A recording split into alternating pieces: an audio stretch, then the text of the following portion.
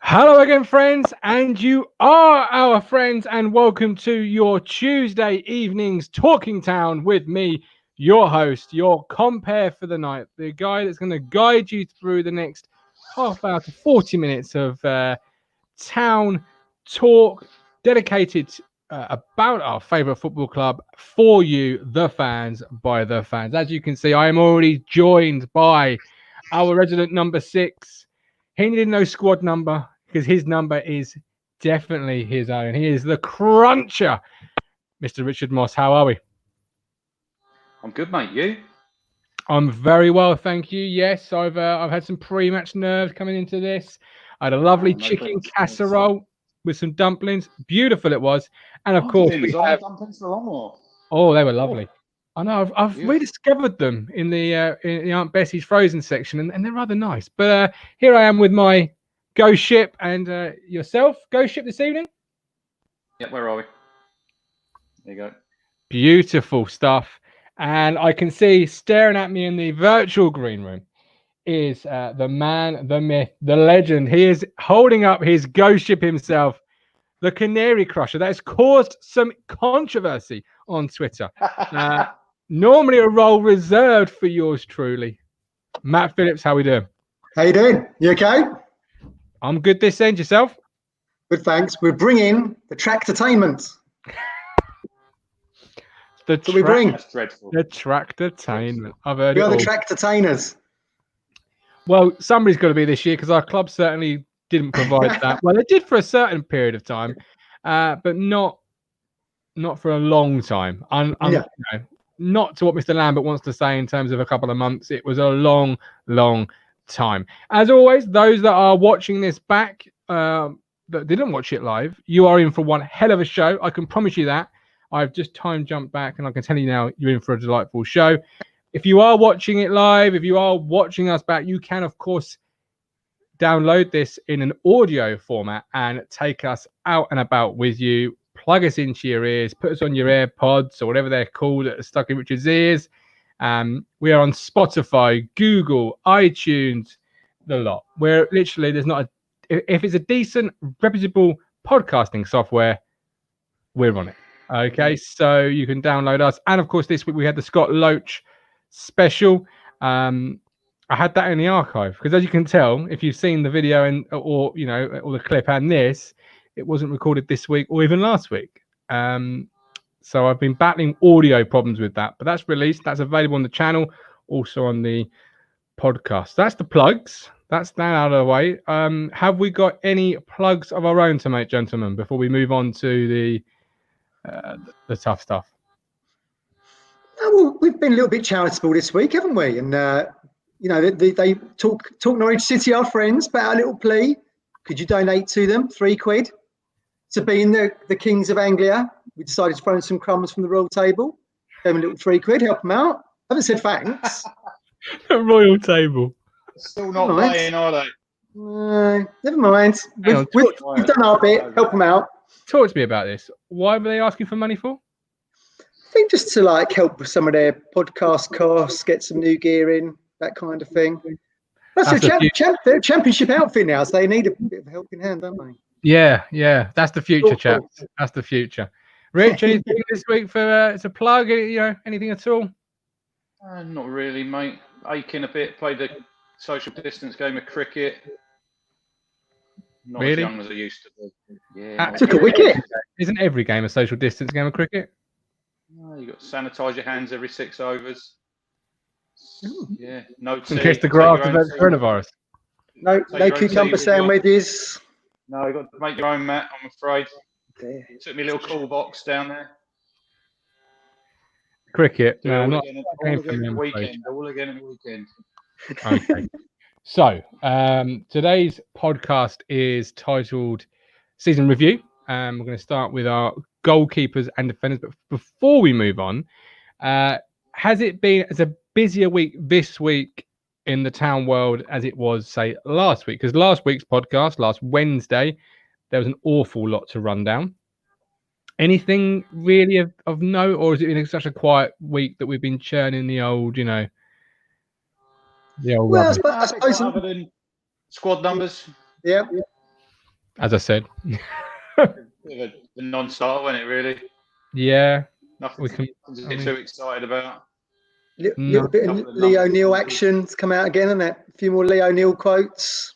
Yeah, and we're being drip fed those, aren't we? Because we know, speaking to Stuart Watson, there's more stuff that he could reveal, and you know, it's being drip fed to us, but nothing really explosive or anything. The squad numbers matter these days. I think Andy Warren thinks so on the East Anglian, but I don't know. I mean, Hughes is at number 44. That doesn't say if he's going to be in the starting 11 or not, does it? No, and Andy, in all due respect, Andy Warren thinks it because he's making an article about it. yeah. That shows you it's a quiet week in Town Universe. It don't mean anything. There's nothing to it when you read that article, was there really? No, Donatian moving from 2 to 12. Who knows what? That could be his kid's birthday or something. You just don't know, do you? It could be superstition around that. It could be anything. You really don't. I mean, let's think about it. Last year, obviously, Paul Lambert came in, or the year before. Well, technically halfway through last year. I think Donatian was already number 2, right? So in the summer, if you're saying to everybody in the summer, it's a clean slate, everybody starts again. You're not then going to do I jump back to David Norris here, the podcast I did with him, and suddenly release squad numbers where he's gone from 2 to 22. You're going to say, well, keep the numbers. When the Alex Bruce one you had, when he said he went from 5 and then he was 30 something, but then he said he didn't know that didn't really mean anything because he could be playing. So numbers are. Emma Hughes 44. He's been 44 for the last 4 years. What does that mean? That's just.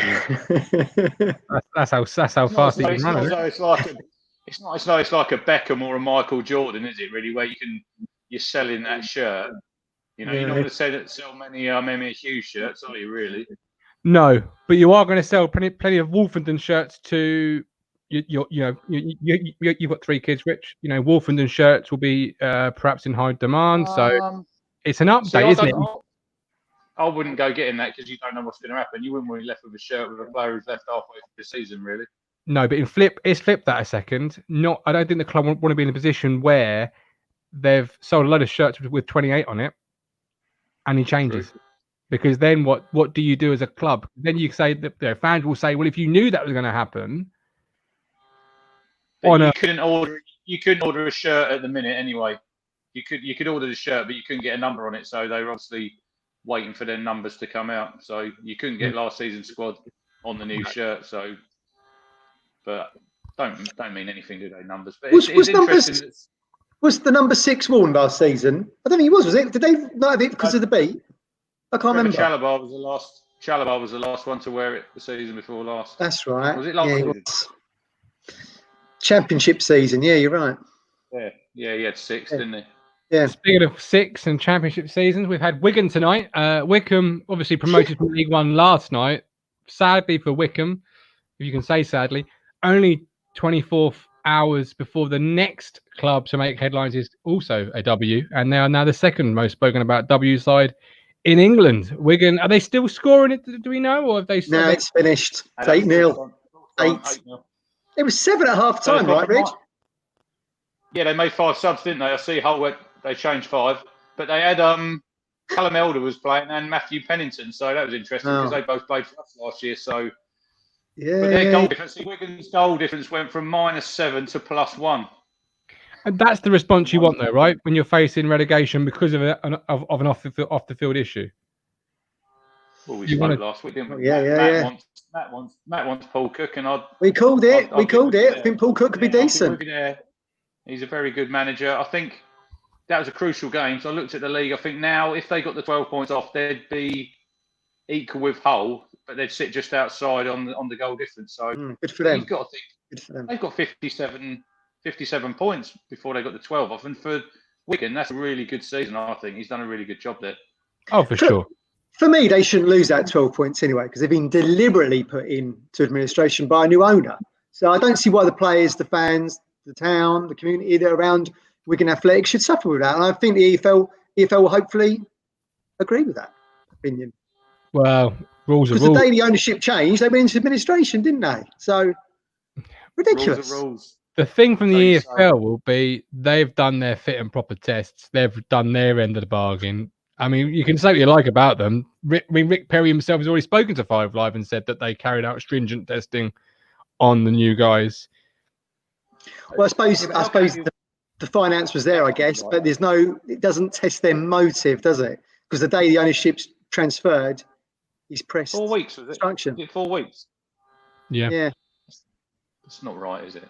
No, it's not at all. So I feel really sorry for them. So fantastic. I hope they get enough points to be able to stay up with the 12-point reduction if they should get it. Maybe so. So, squad review time. Goalkeepers and defenders.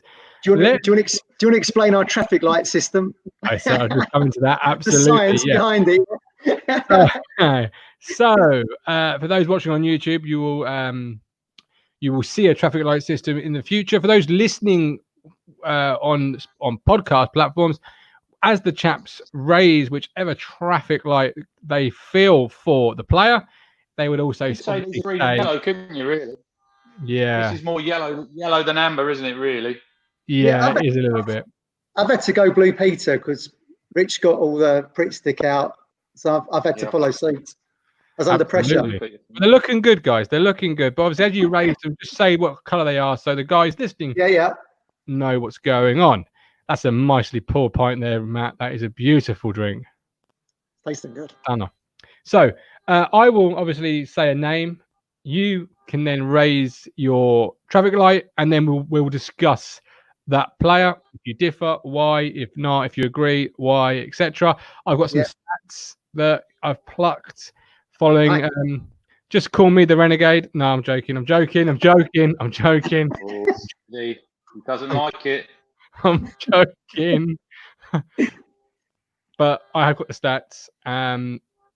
Although, last night I will put a disclaimer in. I did say a stat. And Stuart Watson did say I was one short because Cole Skuse did put a lofty ball in for the second goal against Wimbledon. So that made it all the better because suddenly my bad stat went from a... Was that an assist? That was just a ball. A hopeful towboat forward. He's hardly threaded it through the eye of a needle, has he? Let's be fair. No, he's Mick McCarthy. He's not done that in about 6 years, has he? Threaded a through ball. No. And when we get on the midfield, obviously we've got a lot of ammunition there.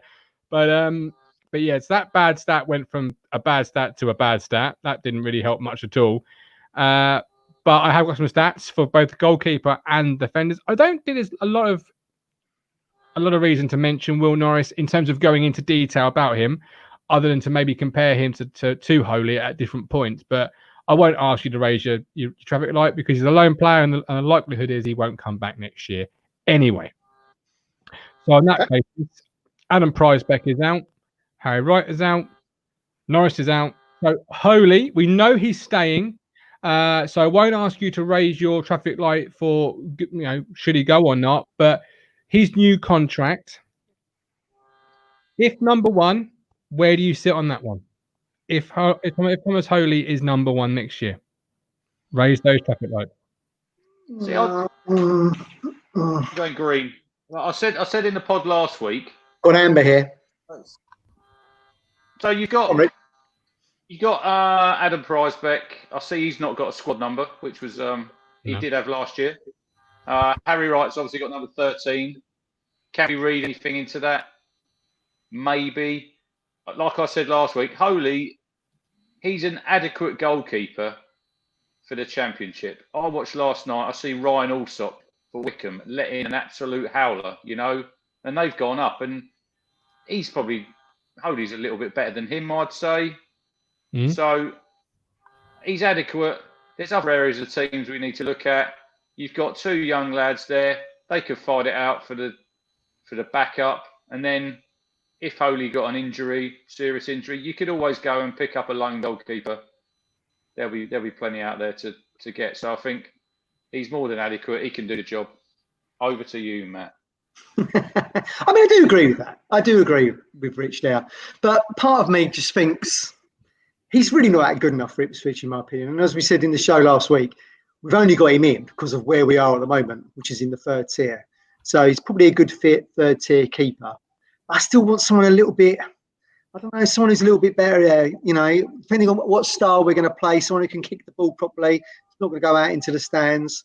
We hear that he's this infectious character, apparently, infectious personality, according to Jimmy Walker, which is generally what you would say when they've got weaknesses in their game and they're trying to sort of cover up something else. So I would certainly go down what we did with Will Norris last season, try and get a decent Premier League style loaning. That's what I'd like to see. But I mean, if Holy has to start, then so be it. But I would like to see someone just a little bit better in now for me. No, that's fair enough. So if I give you some context onto those players, those stats, if you like. Obviously, they both played various different amounts, Holy and Norris. Prizebeck, I thought I read and I thought I reported, so it was because I read it on somewhere, that Prizebeck only had a year, or possibly was out of contract this summer, and we had an option for a year. So I'm not sure if he's not been given a squad number on that basis. Harry Wright has certainly shown he's good enough in the under-23s. And if you think of AFC Wimbledon, they had the young lad on loan from West Ham, who statistically did very well. But I can't imagine Harry Wright would be drastically different in terms of coming in for the odd game or two and giving us something there. And I know Wimbledon were a bottom six side, but you're not asking Harry Wright to be the be-all and end-all. So I do agree a little bit there with Rich. Now, in terms of Holy, he had a 63% accurate pass rate, which, you know, may surprise you, really, considering the amount of times, you know, you saw the ball clear the stand. He made 41 total saves throughout the course of the season. So he only played 15 games, so 41 total saves, whereas Norris also made 41 total saves. So had we continued, Norris certainly would have ended up making more saves through the season, which isn't too surprising considering the fact that when Holy was in, we were breezing, right? Yeah, early doors we were. You could say the team who were we playing, Shrewsbury, Tranmere, teams like that. He didn't really. I know. What did he play? Did he play the first 8 or 9 games? Maybe? Yeah, he played the first. Yeah, he did. Yeah, up until Southend. Yeah, you wouldn't really say there was any games there where he had to be outstanding. Yeah, that's another gimmick, 5-0. I mean, did they reach a shot on target in that game, Bolton? Did even get that across their own halfway line? Yeah. When I wrote about this, I was Mr. Controversial, which is why I've let you to, you know, trying to start off with the goalkeeper. But to context, Portsmouth actually, funnily enough, for some reason, and I don't know why, ended up playing goalkeepers the same way we did. They had 2 goalkeepers, Alex Bass and Craig McGalvery. And both played, funnily enough, almost identical number of games to both Holy and Norris. So I'm not sure if one got injured or whatnot. And it turns out actually the 2 lads in Portsmouth did as equally as well.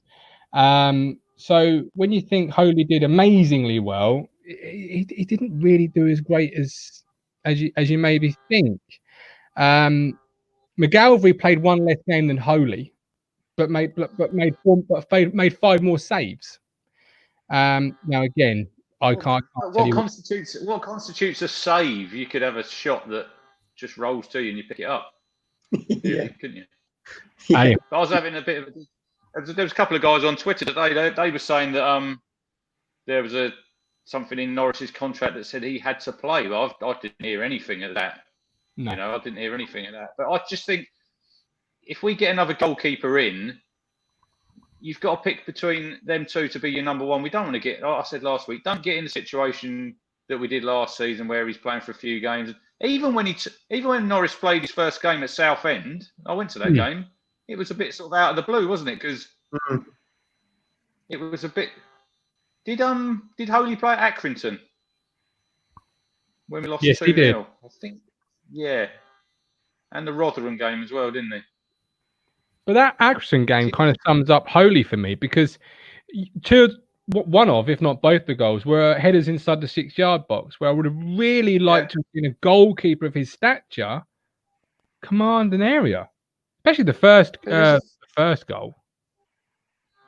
It's a floated ball. Goals. If you look back at some of the goals he's conceded, and he leaves big areas of his goal sort of unattended. I can't remember. There's a couple of home games, and you think he's just rolled it in. Yeah. You think for a big guy, well, he should be able to. He's got obviously longer further to get down, hasn't he? But I'm happy with him. I think he's more than adequate. If we go down the Premier League route, does that mean Lambert doesn't trust him as number one? Well, he didn't last year, did he? Because he didn't. When he brought him in, he was saying from the get-go, I will still bring in a number one goalkeeper. I don't think they expected Holy to start off the way he did, or certainly the team to.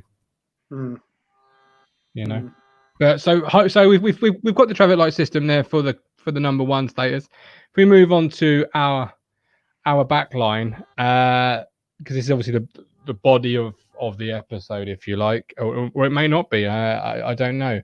So if we start with the 4-year man, Mr. Luke Wolfenden, 50 total tackles over the course of the season, leading the tackling charts for us. I don't really have to ask this, but I will. Start next season? Yes or no? Definitely. Yeah, we've got a green. Green across the board, this one, isn't it? No brainer. Of course. A more polarizing figure will be Luke Chambers. So before I ask you to vote on that, if I give you some little stats for Luke Chambers. Yeah. Total tackles was 29. So, compared to Wolfenden's 50, a little bit of a sizable drop off there. Total attempted tackles was 38. And he played the same number of games as Wolfenden did, 31.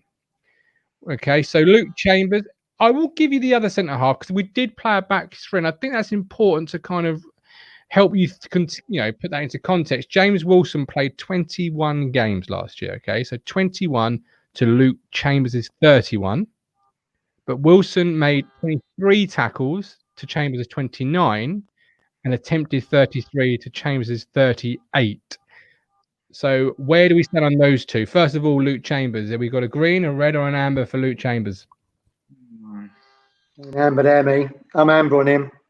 Yeah. Okay. So 2 ambers. Yeah.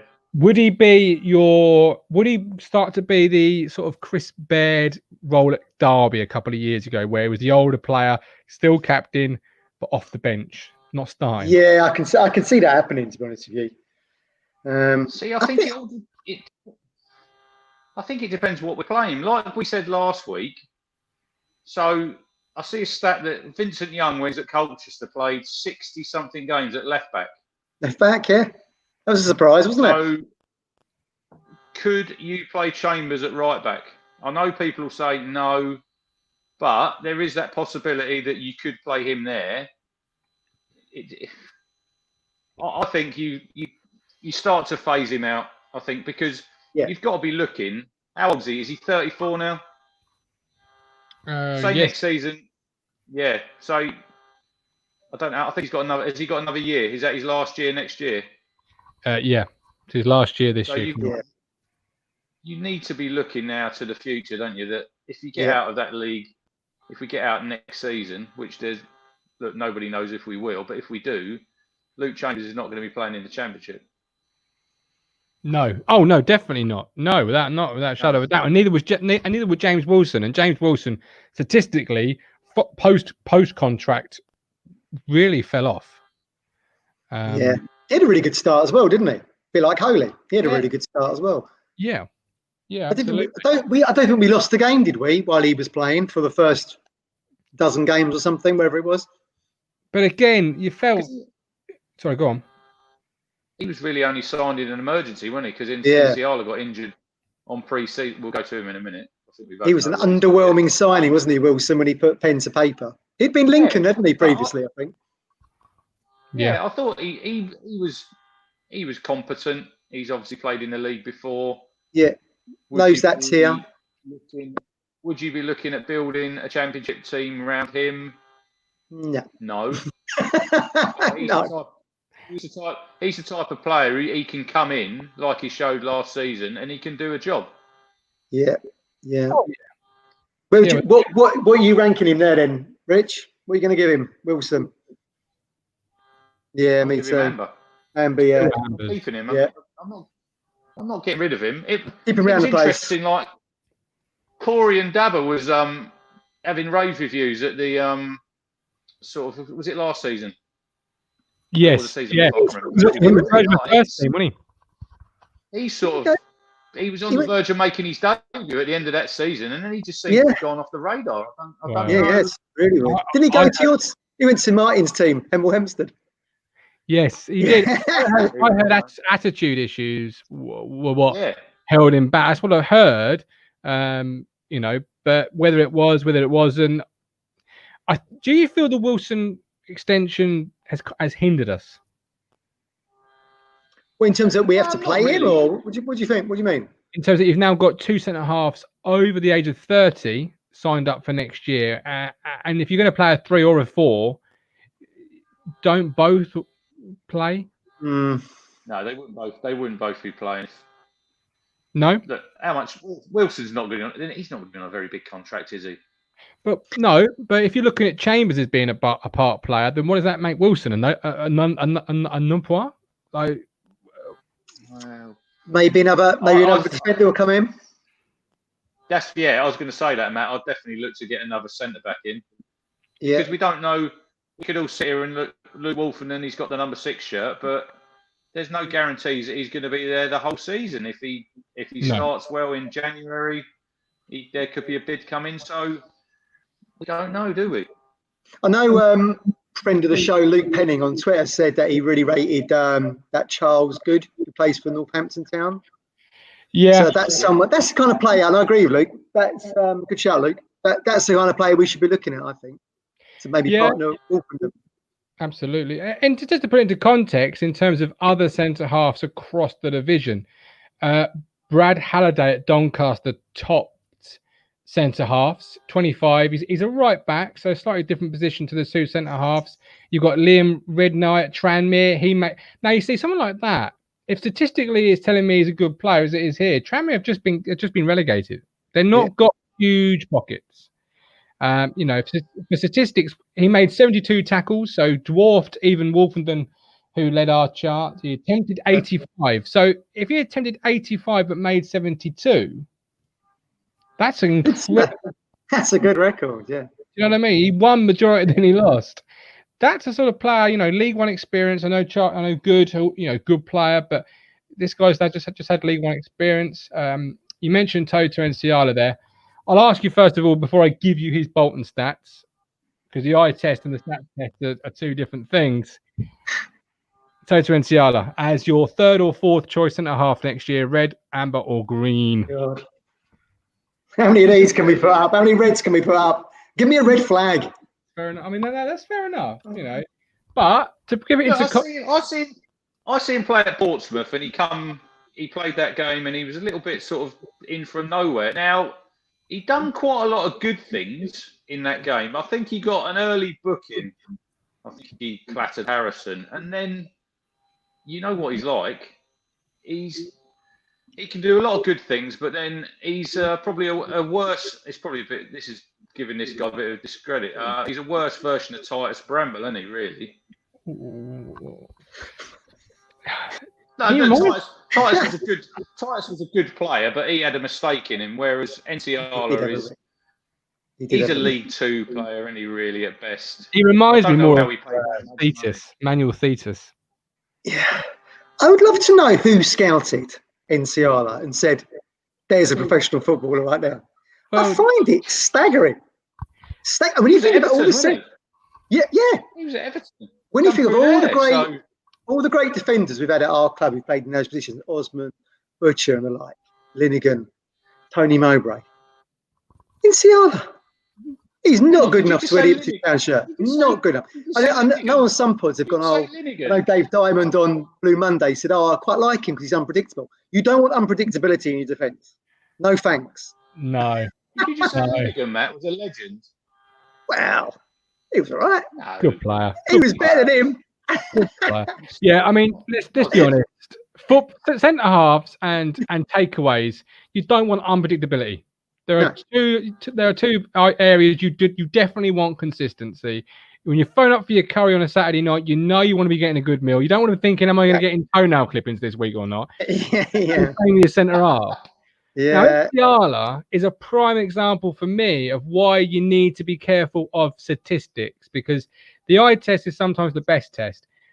He is calamity. All right, let's not mistake it. He's calamity. Great guy, probably lovely fella, but he's a great guy on interviews. Lovely guy on interviews. If you're a stat nerd, last year League One, made 15 appearances. Right, into context, that's probably James Wilson level 21. Right, he made 23 tackles out of 30 attempted tackles. Statistically, he didn't do too bad. Right, it's just the fact that the ones he missed were goals. Yeah, all penalties. Yeah. He's got a card in him and he's got a penalty in him, and it's just not for me. If you're reading those statistics, just literally as a stat nerd, you're thinking, we might be a decent player. Yeah. But the eye test is the best test sometimes. He's not good. He's not good enough to wear our shirt, unfortunately. No. Moving to the right side of the fence. Okay, so we've got, first of all, we'll start with Jonai Danasian. Where do we stand on Mr. 20? Number 12 now, is he? Number 12? Where do we stand on that one, 12. gentlemen? Red for me. Oh, no, Richard's keeping him around. Hey, I can't believe we've paid $750,000 for him. Came in on loan, didn't he, to begin with? And then we paid 750 grand for him. I think we loaned him back. Loaned him back to Accrington for a bit, didn't we? They built some toilets at something, didn't they, actually, or a new stand that money went towards. What is he, though? Is he a right back? Is he a centre back? He's played at left back. Yeah, I don't think anyone knows. This is why I'd have him in the squad, because you like his utility skills. Yeah, I do. I think maybe I'm being a bit kind, but I thought when he came in, he never really. He didn't offer a lot going forward, did he? When he played at fullback, but he never really. I wouldn't say he ever let us down. No, I wouldn't.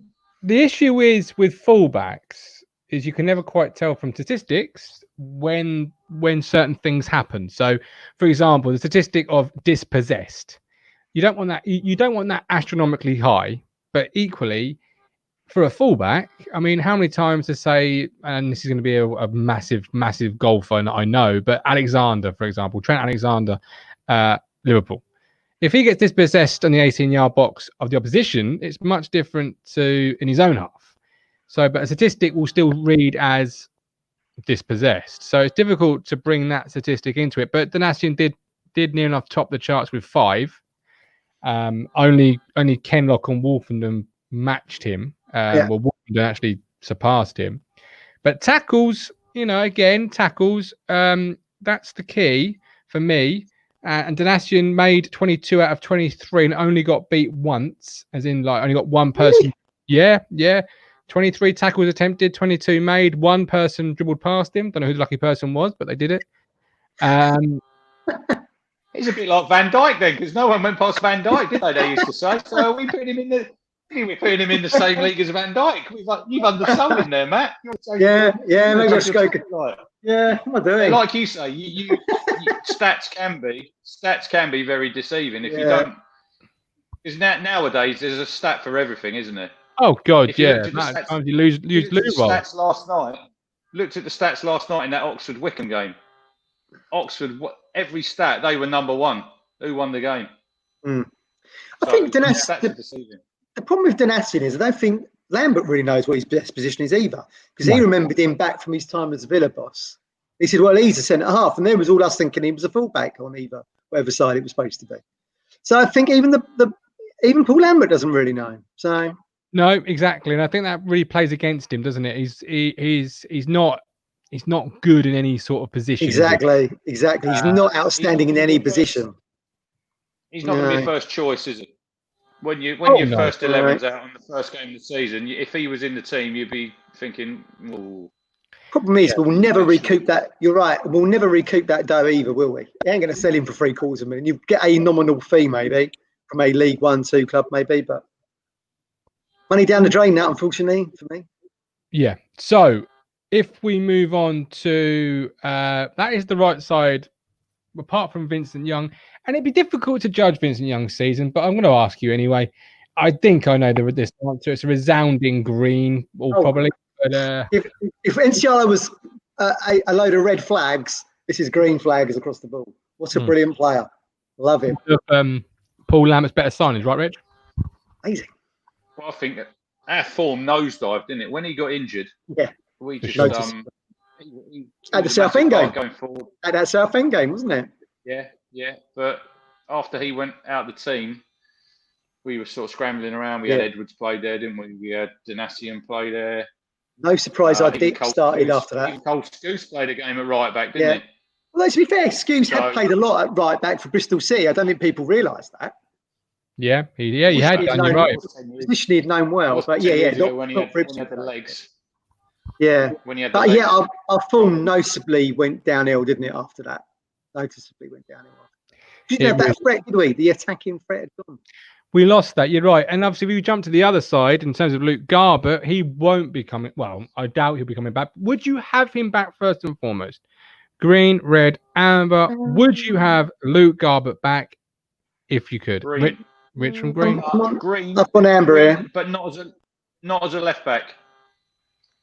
Yeah, he wouldn't play left back. He wouldn't play left back for me. Left midfield, you'd have him, would you? Yeah, or he played wing backs, but I don't think he's another one whose form disappeared. Yeah. I know he got injured in the Peterborough game, and I know your mate thinks that he was pulling a fast one, didn't he? Oh, he yes. Walked around the pits. Robbie D, yes. He wasn't happy with that one, was he? He had a point, to be fair. He did walk around the pitch. He didn't limp or anything. True. But even when he came back in the side after his injury, his set pieces, they were woeful. They were. Yeah, because they were superb, weren't they, to start with? It was the whole team, wasn't it? It was the whole team had gone and his form went. But yeah, if he was available, you'd be crazy not to get him back, I think. And he's obviously saying the right things, and you see him like the tweets on Twitter and that from Ipswich, and so he's playing the game, isn't he? Oh, of course he is. Yeah, and then of course last night Oxford ex-club possibly going to the Championship. There he is. Like, wish him all the best. You know, tagging the club in it. I think even their fans said, didn't they, when they had him on loan? They didn't rate him. I don't think. I think they actually left him. I think they might. If anyone's watching from Oxford, they might be able to tell us. I think they actually left him out of the team for large chunks of the season. Yeah, well, I don't know about that, but I know Oxford fans were saying he's not a left back. Yeah. He proved that. I don't know about having him back. I feel like we could probably get someone with just as good a set piece delivery from League 1 or 2, to be honest with you. And he may be able to put his foot in a bit more. I spoke about him last week, Joe Jacobson from Wigan. Yeah, scored the winning penalty, didn't he? Yeah. Well, I mean, who knows? He could be tempted by money. Though, isn't he? He could be tempted by money. Yeah. I don't know. Money that we haven't got. I'm on the fence with Garbutt. No, I wouldn't. I'm a definite. If he's available, he's good enough. You get him back.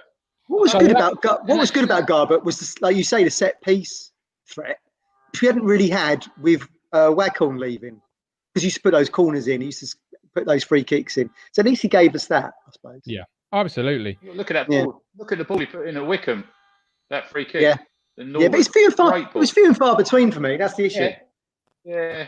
Sadly, flair players can have that, can't they? They can be really hot 1 minute and then they can't do anything for weeks on end. We have to actually remember we are League One, and we're not going to get someone like Roberto Carlos playing left back. So if Luke Garbutt's available, well, he's in for me.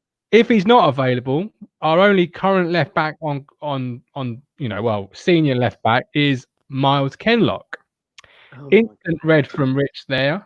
Only played 8 games last year in a year where Paul Lambert was heavily rotation. Red. Dreadful. I'll go. Is it telling that in a year of rotation, Miles Kenlock only played 8 games? Yeah. He played a few games at the start, didn't he, at left back when Garbutt was left midfield, and then he sort of went out of the team. I felt a bit sorry for him that day against Peterborough when he came on. He'd played no football. Yeah. He came on there and he absolutely stunk the place out, didn't he? Yeah. But He's not a young player anymore. He's not. No. He's someone who should have nailed. He should have nailed down that spot if he's really gonna play first team football. He shouldn't be. He's 23. He offers like nothing going forward either, does he? He just seems lightweight to me. What do you think he's played in that position over the years? Cresswell, Mings, Goodson. Goodson had his critiques, but went to World Cup. I don't know. It just feels like a bit Poundland for us with Kenlock in that position compared to those three. Yeah. And his biggest issue is, if I asked you guys, apart from the three centre halves who played the most amount of games, if you had to say hand on heart who you felt would top the chart of getting beat the most out of the remaining defenders, would you say Kenlock or would you say somebody else? Well, I'm not going to say Donatian after you asked that. Yeah, I would say Kenlock. Are you including Edwards? Am I? Yes, I am. Yes, I am. Yes, I am. Okay. And that's actually not a bad comparison there, to be honest with you, because one is a winger playing a defender and one is a defender playing or trying to play a defender. Yeah. Because Marvus Kenlock got beat 8 times. He topped the list after our 3.5s. Yeah. Beat 8 times. And as a fullback, you can't get beat 8 times. No. He's not good enough for Ipswich either. He got beat 8 times. That's once a game he's getting beat. There's got to be better left backs in our divisional league too than him that we could get in quite comfortably. I don't know why we don't look at it. Well, maybe we are looking at it. We said, didn't we, on WhatsApp, the number 3 spot, traditionally left back, is available in the numbers if they count for anything. Tristan Nydam. Yeah, you played that. But he's had a bad injury as well. Yeah. He's had a broken ankle, so I'll definitely be looking at getting. I'll tell you what, I've played this way. I mentioned this on WhatsApp to you, didn't I? I would maybe think about putting Kane Vincent-Young at left back, knowing now that he played so many games there at Colchester. And I'd look at that guy at Southend, Elvis Bomonimo, I think his name is. I might be saying that wrong. Apologies, Elvis, if so.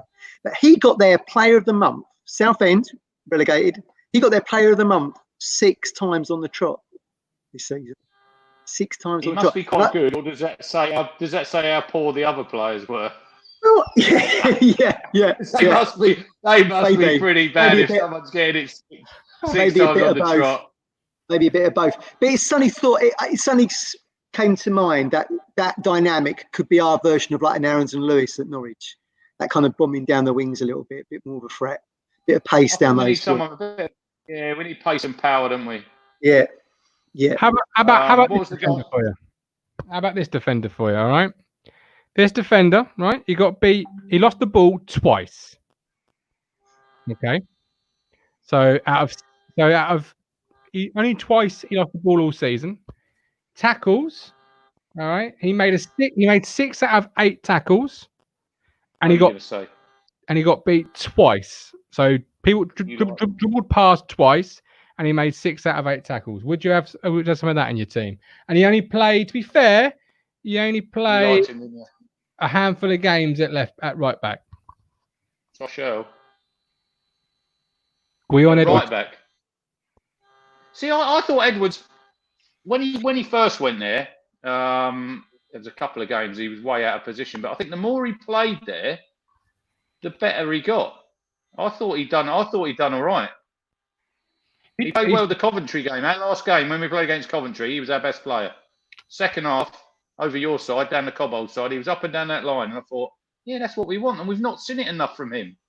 I think there's a player in there. I really do. The thing is with Edwards, though, he was signed on the strength of playing on the left side, was he not, for Peterborough? He played left for Peterborough and he's never played there for us, has he? It makes no sense.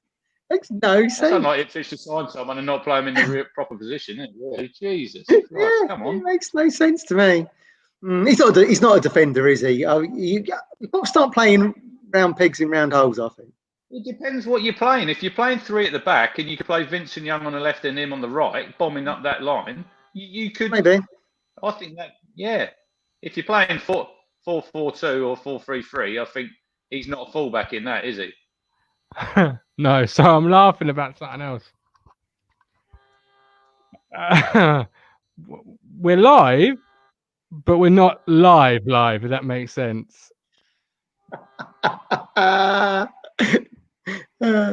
just looked at my phone and I've just lit up, and I just checked the stats, and we're live.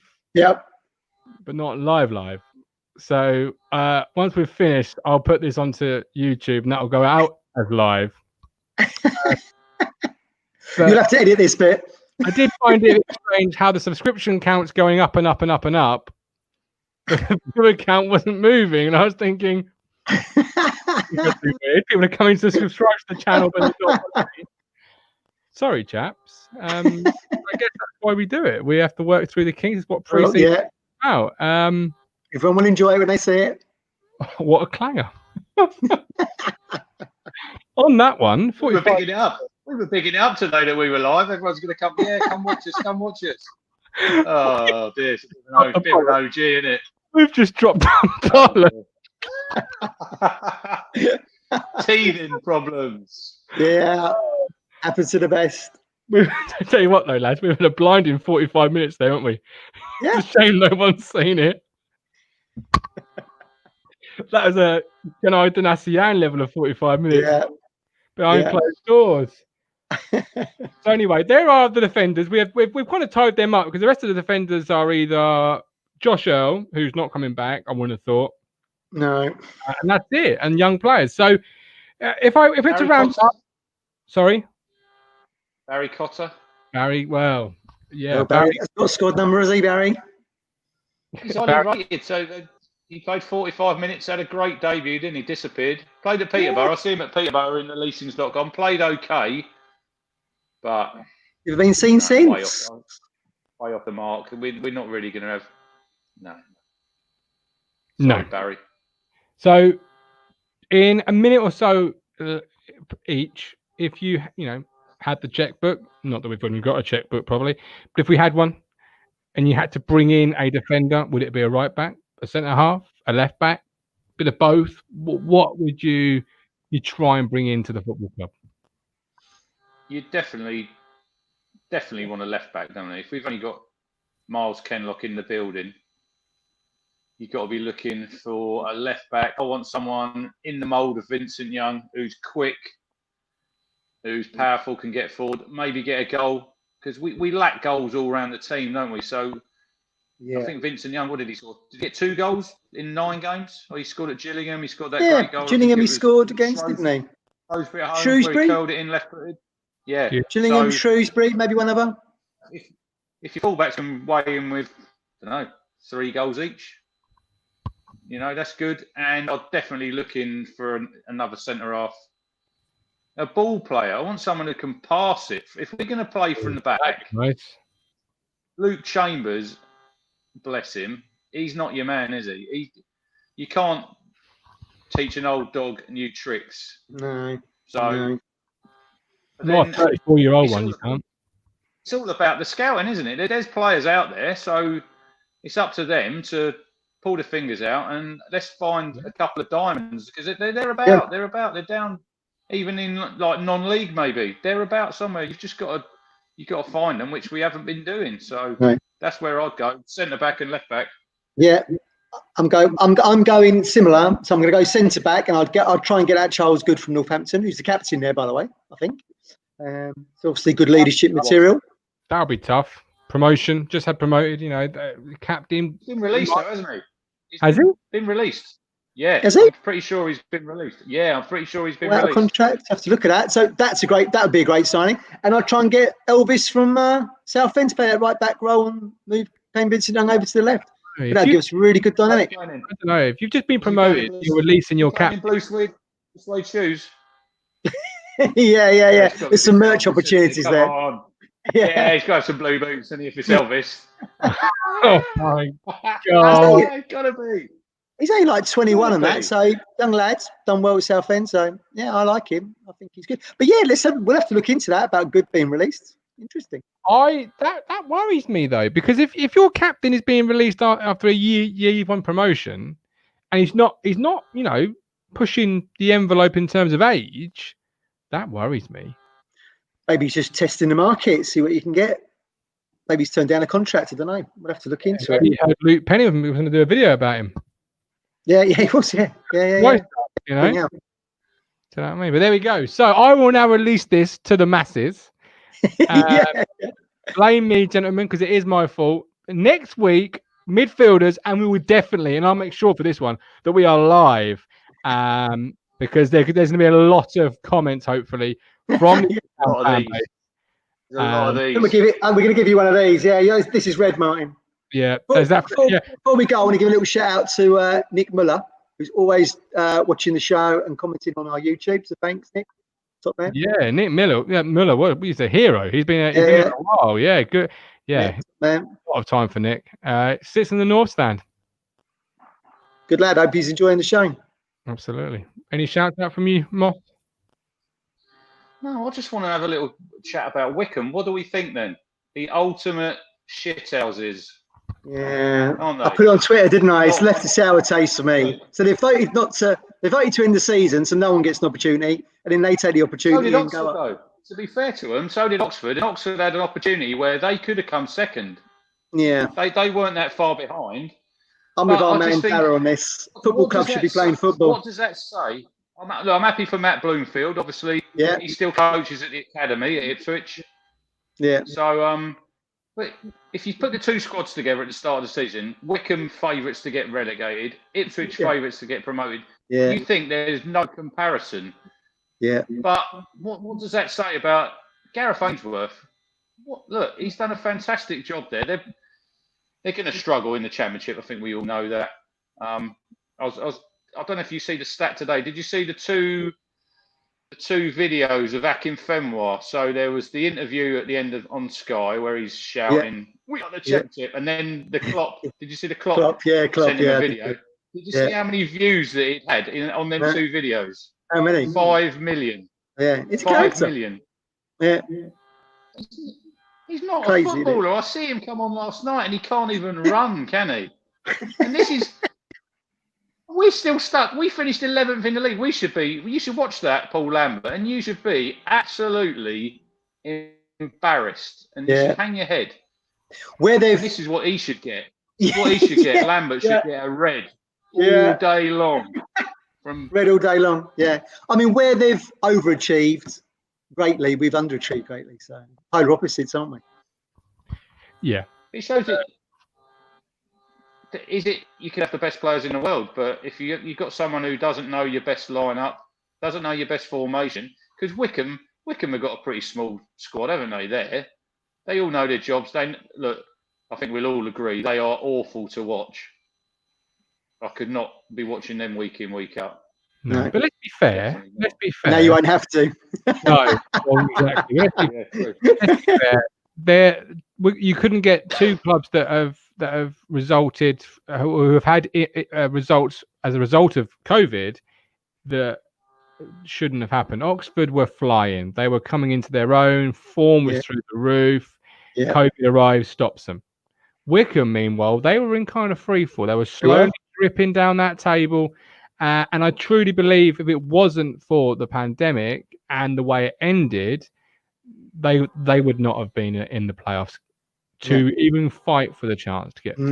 They've had the opportunity, which, by the way, they've worked the system to their benefit. And I've seen many people today say that, we would have done the same, and arguably so. And then, of course, this 10-man crazy idea comes up, which is blown out of proportion.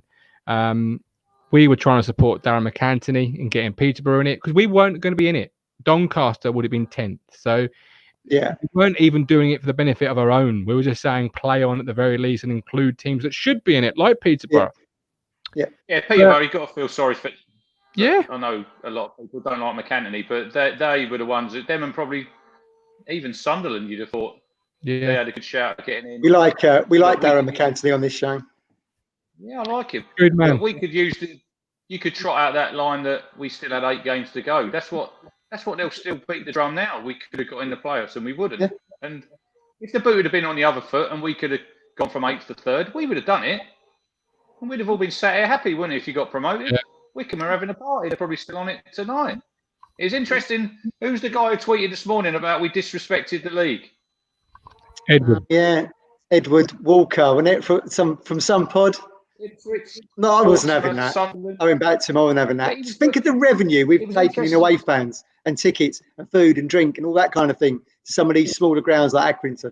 It's like Christmas Day for them. It's interesting when he put Peterborough in the same bracket as us three. They don't take big away support. How many did they take when they went to Accrington? They are up there, to be fair. 1,000 plus on the averages. I looked it up. They are up there. Not quite as big as us, but they are up there. Top 5, I'd say. With Coventry as well. There's a man there who said 100 points, 100 goals. Did he disrespect the league? Yeah, Martin Lambert disrespecting League One. Time, gentlemen, please. Time, gentlemen. We have had our Fergie time. So we will return next week, probably Tuesday again. Is that a fair date to say? Very nice and early. Let's have a look. I might be a little bit busy Tuesday. I'll have to come back to you. No problem. We'll be back one night next week, and we will be live. And I promise you will be live next time. But it's been a good pre-season friendly, ready for the main curtain opener of midfielders next week. But yes, I'm Martin. That man there is Cruncher at MossChops44, and he is single-handedly taking down every canary that he ever comes across on Twitter. Yeah. No, the Canary Crusher, the modern day Canary Crusher. None of this back before money hurt football malarkey. Canary Crusher. Matt Phillips at Matt Phillips 73. You got it. You got it. Shots fired. Shots fired. We're coming for you. We're like an avalanche. You'll see it. You can't stop it. When I press live. Oh no. He's had a